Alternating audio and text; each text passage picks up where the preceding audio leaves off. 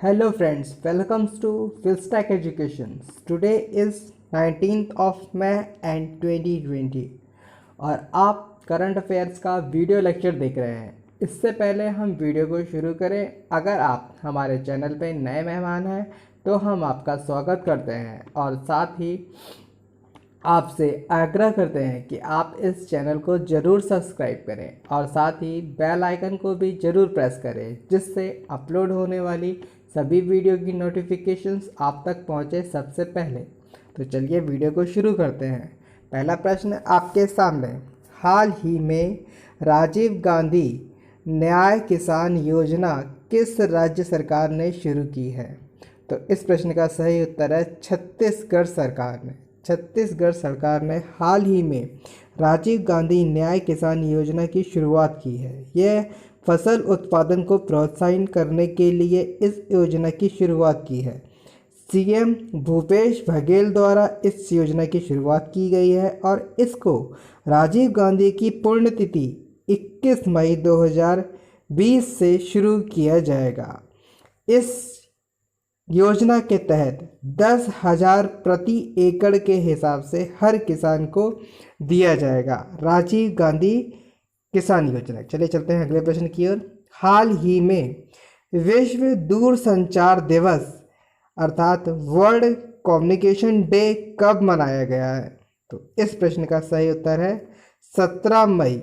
17 मई को विश्व दूरसंचार दिवस मनाया गया है। अब 17 मई को क्यों मनाया गया था? क्योंकि इस दिन इंटरनेशनल टेलीकम्युनिकेशन यूनियन की स्थापना हुई थी। इसकी स्थापना 17 मई 1965 में हुई थी और इसका हेडक्वार्टर जेनेवा स्विट्ज़रलैंड में है और इस प्रेजेंट टाइम इसके जो हेड हैं हाउली ज़ाहो, ये इनका नाम है। इसको इंफॉर्मेशन सोसाइटी डे के नाम से भी जाना जाता है।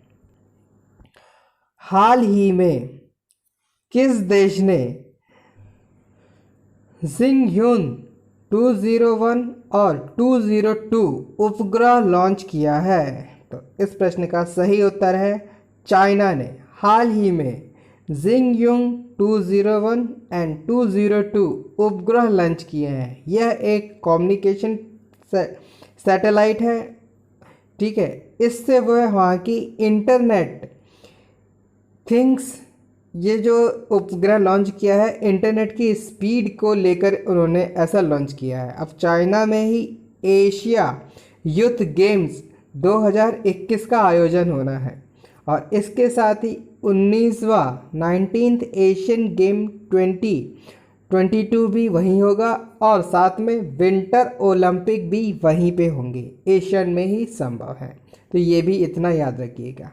चलिए, इस प्रश्न से इतनी ही जानकारी मिलती थी। चलते हैं अगले प्रश्न की ओर। अगला प्रश्न, 11वें पंचेन लामा का संबंध किस धर्म से है? 11वें पंचेन लामा का संबंध बौद्ध धर्म से है, जो कि तिब्बत में बहुत प्रमुख है। दलाई लामा जो है वहाँ के ये प्रमुख थे, इस बौद्ध धर्म के प्रमुख थे। और 11वें पंचेन जो हैं वो जस्ट दलाई लामा के बाद आते हैं।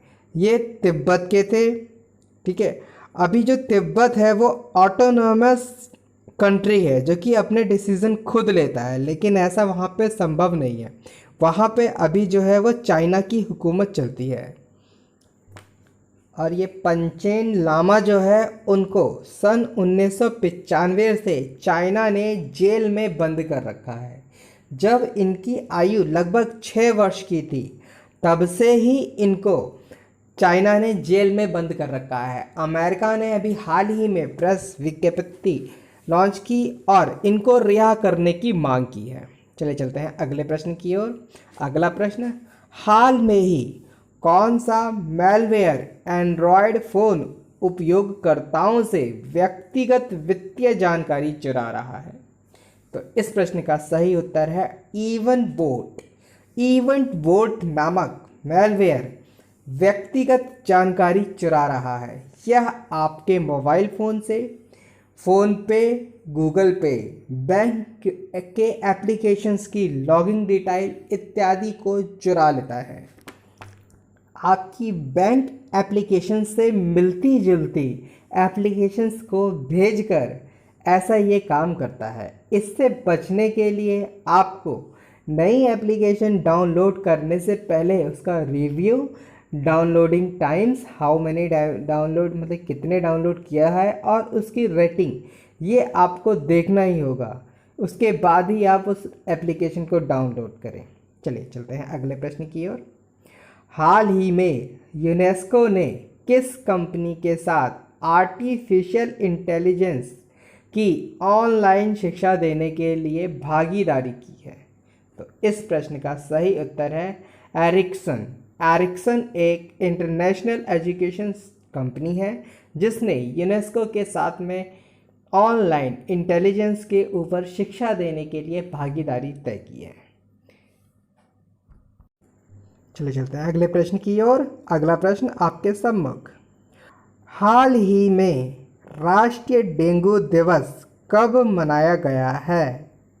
तो इस प्रश्न का सही उत्तर है 16 मई। 16 मई को राष्ट्रीय डेंगू दिवस, नेशनल डेंगू डे के रूप में मनाया गया है। इसे मनाता कौन है?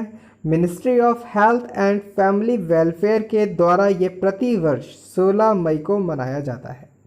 ये डेंगू के प्रति अवेयरनेस, जागरूकता फैलाने के लिए इस दिन को प्रत्येक वर्ष 16 मई को मनाया जाता है। चलिए चलते हैं अगले प्रश्न की ओर। अगला प्रश्न, वुहान डायरी नामक पुस्तक के लेखक कौन हैं? वुहान डायरी, तो इस प्रश्न का सही उत्तर है फॉन्ग क्वांग। एक ये चाइनीज़ राइटर हैं, जो चित्र में दिख रहा है वो फॉन्ग क्वांग हैं। इन्होंने ही वुहान डायरी की रचना की है। वुहान डायरी का पूर्ण नाम जो है, पूरा नाम dispatch from a quarantined, Wuhan diary dispatch from a quarantined, इतना है, जो कि 60 दिन के लॉकडाउन के ऊपर बेस्ड है यह डायरी। इसके अंदर पूरी आंखों देखी कहानी बयां की गई है। वुहान डायरी, इसको आप याद रखिएगा, हाल ही में ये बहुत चर्चे में थी। चलिए चलते हैं अगले प्रश्न की ओर। अगला प्रश्न आपके सम्मुख। हाल ही में किस कंपनी ने कैनन केमिकल्स में 25% की हिस्सेदारी की है? कैनन कंपनी में 25% की हिस्सेदारी, तो इस प्रश्न का सही उत्तर है गोदरेज कंज्यूमर्स प्रोडक्ट्स लिमिटेड ने। गोदरेज कंज्यूमर प्रोडक्ट्स लिमिटेड ने हाल ही में कैनन केमिकल्स के साथ में 25% की हिस्सेदारी की है। ये जो है वो केनिया की कंपनी है। अब यह 25% हिस्सेदारी के साथ में स्वामित्व वाली इकलौती ऐसी कंपनी बन गई है। मल्टीनेशनल कंपनी है जो कि कैनन केमिकल्स लिमिटेड ने गोदरेज कंज्यूमर प्रोडक्ट्स लिमिटेड के साथ हिस्सेदारी की है। चलो चलते हैं अगले प्रश्न की ओर। हाल ही में किसके द्वारा पंजाब को 1500 करोड़ की मंजूरी दी गई है? तो इस प्रश्न का सही उत्तर है नाबार्ड बैंक। नाबार्ड की जो फुल फॉर्म होती है वो होती है the national bank for agriculture and rural development, ये नाबार्ड की फुल फॉर्म है। हाल ही में नाबार्ड ने पंजाब सरकार को 1500 करोड़ रुपए देने की मंजूरी दी है। चलिए, इस प्रश्न से हमें इतनी ही जानकारी मिलती थी।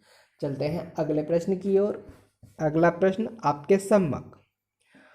हाल ही में इजराइल के नए प्रधानमंत्री के रूप में किसने शपथ ली है? तो इस प्रश्न का सही उत्तर है हाल में ही इजराइल के नए प्रधानमंत्री के रूप में नेतन्याहू ने शपथ लिया है। इजराइल की संसद को नेसेट कहते हैं। नेसेट कई बार एग्जाम में पूछा जा चुका है। नेतन्याहू के साथ में हाल ही में गैंट्स, इन्होंने फ्यूचर प्राइम मिनिस्टर का और डिफेंस मिनिस्टर का पदभार भी संभाला है और इन्होंने ही ब्लू एंड वाइट पार्टी के चेयरमैन के रूप में हाल ही में शपथ लिया है नेतन्याहू के साथ में। चलिए इसी प्रश्न के साथ मैं इस वीडियो का समापन करता हूँ। अगर आप लोगों को ये वीडियो अच्छी लगी है, हेल्पफुल लगी है, तो प्लीज़ इस वीडियो को लाइक, शेयर और चैनल को सब्सक्राइब करना बिल्कुल मत भूलिएगा और साथ में बेल आइकन को तो ज़रूर ही दबा दीजिएगा। चलिए वीडियो का समापन करते हैं। Have a nice day.